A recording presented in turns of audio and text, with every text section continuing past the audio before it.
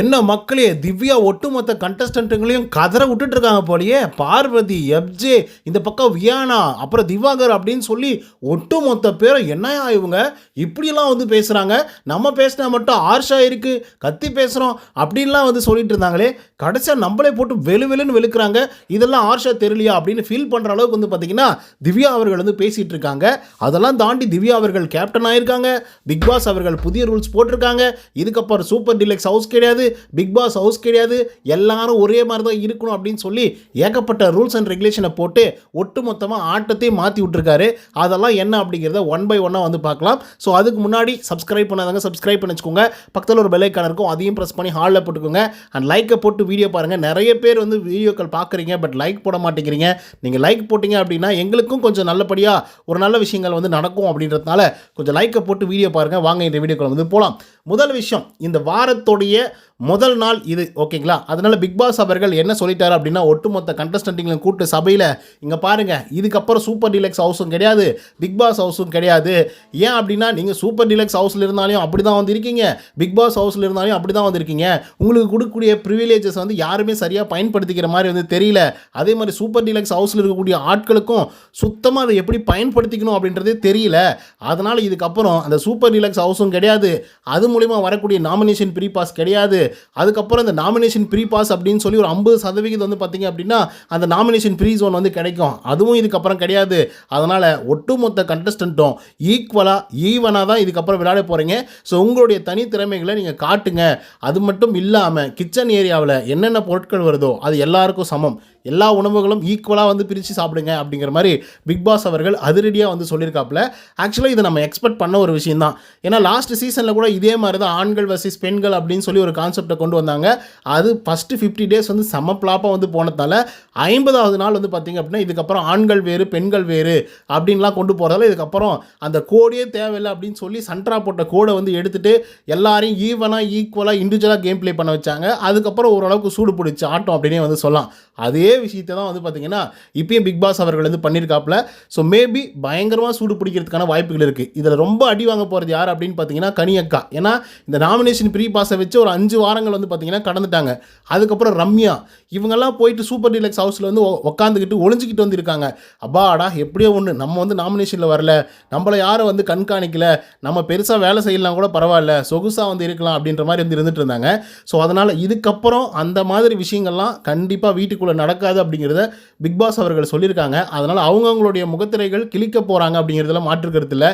And அவங்களும் வந்து வாண்டடாக வந்து ஒப்பீனியனை வந்து சொல்லியே தீரணும், வேறு வழியே கிடையாது அப்படிங்கிற ஒரு சுச்சுவேஷனை பிக் பாஸ் அவர்கள் வந்து கிரியேட் பண்ணி விட்டுருக்காப்புல. இது எவ்வளோ தூரம் நல்லா போகும் அப்படிங்கிறத நம்ம பொறுத்திருந்தால் பார்க்கணும். இரண்டாவது விஷயம், நம்மளுடைய திவ்யா அவர்கள் வந்து இருக்காங்க இல்லையா, நேற்றுக்கு தான் வைல்டு கார்டு என்ட்ரி மூலிமா உள்ளர வந்தாங்க. வந்த உடனே கேப்டன்சி வேறு லெவல் இல்லை, வந்த உடனே கேப்டன் டாஸ்கில் வந்து வெற்றி பெற்று கேப்டன் ஆயிருக்காங்க, வெறித்தனம் பண்ணியிருக்காங்க அப்படின்னு வந்து சொல்லலாம். ஸோ அதனால் முதல் வாரம் முதல் நாளே அவங்க கேப்டனாக பிக் பாஸ் வீட்டுக்குள்ளே இருக்காங்க அப்படிங்கிறது ஒரு பெரிய விஷயம். அதுவும் வைல்டு கார்டு என்ட்ரி கொடுத்ததுக்கப்புறம் இப்போ என்ன அப்படின்னா 27 நாளாக அவங்க ஷோவை வந்து பார்த்துட்டு வந்திருக்காங்க, லைவும் பார்த்துருக்காங்க, எபிசோடும் பார்த்துருக்காங்க, இவங்க என்னென்ன வேலைகள் செஞ்சுருக்காங்க அப்படிங்கிறதெல்லாம் அக்கு வேற ஆணி வேற பார்த்துட்டு தான் வந்து போயிருக்காங்க. அதனால் நேற்றுக்கே வந்து சில பேர் வந்து வச்சு செஞ்சு விட்டாங்க திவ்யா அப்படின்னே வந்து சொல்லலாம். அதெல்லாம் தாண்டி இப்போ கேப்டன் பதவியை தூக்கி அவங்க கையில் கொடுத்து அவங்க என்ன சும்மாவாக இருக்க போகிறாங்க, ஒட்டுமொத்த கண்டஸ்டன்ட்டுகளும் போட்டு வெளுன்னு வெளுத்திருக்காங்க. இதில் அதிகமாக பாதிக்கப்பட்டிருக்கிறது யாருன்னு தெரியுமா? வியானா, பார்வதி, திவாகர், அதுக்கப்புறம் இந்த அன்பு கேங் அப்படின்னு சொல்லி ஒரு கேங் வந்து சுற்றிட்டு இருந்தது இல்லையா, ஒட்டுமொத்த பேருக்கும் சரியான பாகட்டம் வந்து புகிட்டு இருக்காங்க. அது என்ன அப்படிங்கிறத முதல்ல வந்து பார்த்துடுவோமா? இன்றைக்கான செகண்ட் ப்ரோமோ வந்திருக்கு, நீங்கள் அதில் பார்த்தீங்க அப்படின்னா கூட நல்லா கிளியராக வந்து தெரியும். வியானா வந்து கேட்குறாங்க, என்ன கேட்குறாங்க அப்படின்னா, நாங்கள் என்ன ஸ்கூல் பசங்க மாதிரி இருந்து வாயை வந்து விரலை வந்து வாய் மேலே வச்சுக்கிட்டு வந்து இருக்கணுமா அமைதியா அப்படின்ற மாதிரி வந்து பார்த்திங்கன்னா வியானா அவர்கள் வந்து சொல்கிறாங்க. அதுக்கு திவ்யா வந்து என்ன சொல்கிறாங்க அப்படின்னா, நான் ஒன்றும் ஸ்கூல் பசங்க மாதிரி விரலை எடுத்து வாயில் வச்சுக்கிட்டு அமைதியாக இருங்கலாம் வந்து சொல்ல கிடையாது. இந்த இடத்துக்குன்னு ஒரு டிசிப்ளின் இருக்குது, இந்த இடத்துக்குன்னு ஒரு டெக்கோரம் வந்து இருக்குது, அதை நீங்கள் மெயின்டைன் பண்ணாலே போதும். ஒரு டீசெண்டான ஒரு கான்வர்சேஷன் வந்து வச்சுக்கோங்க, எவ்வளோ ஆர்குமெண்ட்டாக இருந்தாலும் அது ரொம்ப எல்லை மீறி போகக்கூடாது அப்படின்ற லெவலுக்கு வந்து பார்த்திங்கன்னா திவ்யா அவர்கள் வந்து சொல்லிட்டு இருக்காங்க. பட் வியானா வந்து அது ஏற்றுக்கவே கிடையாது. ஆக்சுவலாக இவங்க கேப்டனாக பதவியேற்ற உடனே ஏகப்பட்ட ரூல்ஸ் அண்ட் ரெகுலேஷன்ஸை இவங்க வந்து போட்டிருக்காங்க.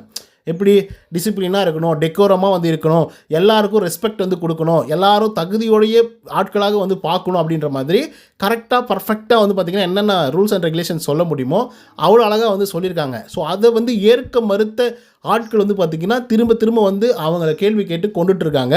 ஸோ அதுக்கடுத்தா பார்வதி அவர்கள் அவங்க என்ன சொல்கிறாங்க அப்படின்னா, நீங்கள் தான் சொன்னீங்க ஹெல்தியான ஒரு கான்வர்சேஷன் வச்சுக்கோங்க அப்படின்னு சொல்லி அப்படிங்கிற மாதிரி வந்து பார்த்திங்கன்னா சொல்கிறாங்க. அதுக்கு வந்து திவ்யா என்ன சொல்கிறாங்க அப்படின்னா, உங்களுக்கு தான் நார்மலாக எது சொன்னாலுமே கேட்க மாட்டேங்கிறீங்களே, புரிஞ்சிக்கவே மாட்டேங்கிறீங்களே, அதுக்கு தான் நானே கத்தி சொல்லிட்டு இருக்கேன். இப்போ நான் ஒரு கேப்டன், ஆல்ரெடி பிரவீன் ராஜு ஒரு கேப்டனாக இருந்தாப்புல, அதுக்கு முன்னாடி கனி ஒரு கேப்டனாக இருந்தாங்க. ரூல்ஸ் அண்ட் ரெகுலேஷன்ஸை நீங்கள் யாருமே ஃபாலோ பண்ணுறதில்ல, பெருசாக எந்த வேலையுமே செய்கிறதில்ல, குறிப்பாக பார்வதி செய்கிறதில்ல. ஸோ அப்படி இருக்கும்போது நார்மலாக சொன்னால் நீங்கள் தான் கேட்கவே மாட்டேங்கிறீங்க. ஆமாம், உண்மை தான் அது. இவங்க சொல்கிறது 100% உண்மை. நார்மலாக சொன்னால் யாருமே கேட்க மாட்டேங்கிறாங்க. கேப்டனே சொன்னால் கூட அவங்க வந்து கேட்கவே மாட்டேங்கிறாங்க. அதனால தான் அவங்க வந்து கத்தி சொல்கிறாங்க. அதனால தான் நானும் கத்தி சொல்ல வேண்டிய சுச்சுவேஷனில் வந்து இருக்கேன். உங்களுக்கு என்ன நார்மலாக சொன்னால் புரியவே மாட்டேங்குது அப்படின்னு சொல்லி பார்வதியை ஒரு அடி அடிச்சிருக்காங்க. அதுக்கடுத்து வந்து பார்த்தீங்க அப்படின்னா, நம்ம திவாகர் எல்லாம் ஓகே தான் மேடம், ஆனால் நீங்கள் சொல்கிறது ரொம்ப ஹார்ஷாக இருக்குது மேடம் அப்படின்ற மாதிரி வந்து சொல்கிறாப்புல. என்னது எனக்கு புரியல, என்னது ஹார்ஷாக இருக்கா சார்? நீங்கள்லாம் சொல்கிறத விட நான் வந்து ரொம்ப ரிக்வஸ்ட்ஃபுல்லாக தான் சார் பேசிகிட்டு இருக்கேன். நீங்கள் தான் சார் ரொம்ப ஹார்ஷாக வந்து பேசிகிட்டு இருக்கீங்க. உங்களுக்கு இஷ்டம் இருந்தால் நீங்கள் இங்கேருந்து விளையாடுங்க, இல்லைனா வெளியே போய்கிட்டே வந்துடுங்க, சரியா? இங்கே நான் தான் கேப்டன், நான் சொல்கிறத நீங்கள் கேட்டு தான் ஆகணும். இல்லையா நீங்கள் கேப்டன் ஆகிட்டு நீங்கள் வந்து கேளுங்க அப்படின்ற மாதிரி திவ்யா அவர்கள் பிடிச்சி எல்லாரையும் பொலன்னு வந்து பொழந்து எடுத்திருக்காங்க. அண்டு குரூப்பிசம், இந்த அன்பு கேங்கை பற்றி வந்து பேசியிருக்காங்க. எல்லாருமே இங்கே ஒரு குரூப்பில் வந்து மாட்டி சிக்கி தவிச்சிட்டு வந்திருக்கோம். ஸோ இதுக்கப்புறம் அந்த குரூப்பிசம் எல்லாம் பண்ணாமல் இண்டிவிஜுவலாக கேம் ப்ளே பண்ணுங்கள், எவ்வளோ சுவாரஸ்யப்படுத்த முடியுமோ அவ்வளோ சுவாரஸ்யப்படுத்தி விளையாடுங்க அப்படின்றதையும் வலியுறுத்துறாங்க. இதுக்கு வந்து அன்பு கேங் 2.0 வந்து இருக்கு இல்லையா, அவங்கெல்லாம் வந்து அப்போஸ் பண்ணுறாங்க. அது எப்படி நீங்கள் சொல்லிடலாம், கேங் இருக்குது அது இருக்குது அப்படின்ற மாதிரிலாம். அப்படியெல்லாம் ஒன்றுமே இல்லையே, நாங்கள் எல்லாமே இண்டிவிஜுவலாக தான் கேம் ப்ளே பண்ணுறோம் அப்படிங்கிற மாதிரி சொல்லும்பொழுது அதுக்கு திவ்யா சொல்கிறாங்க, எல்லாரும் ஏதோ ஒரு இடத்துல குரூப்பிசத்தில் தான் மாட்டிட்டு இருக்கீங்க, அதெல்லாம் உங்களுக்கே வந்து நல்லா தெரியும். நீங்கள் தெரிஞ்சு வெளியே வந்துட்டீங்க அப்படின்னா உங்களுக்கு நல்லது, இல்லைனாக்கா என்ன ஆக போதோ ஆகட்டும் அப்படிங்கிற மாதிரி திவ்யா கணேஷ் அவர்கள் வந்து சொல்லியிருக்காங்க. பட் ஒரு நிமிஷம் அப்படியே பரபரப்பாயிருக்கு, வீடியோ வந்து ஒரு மாதிரி வந்து ஆகிட்டுருக்கு. அதனால் வந்து பார்த்திங்க அப்படின்னா ஒட்டுமொத்த ஹவுஸ்மேட்ஸும் ஐயையோ வந்த உடனே கேப்டன்சி, அதுக்கப்புறம் வந்து நேத்திக்கே வச்சு பொலன்னு பொழந்துட்டாங்க. நிறைய விஷயங்களை வந்து எக்ஸ்போஸ் பண்ணிட்டாங்க.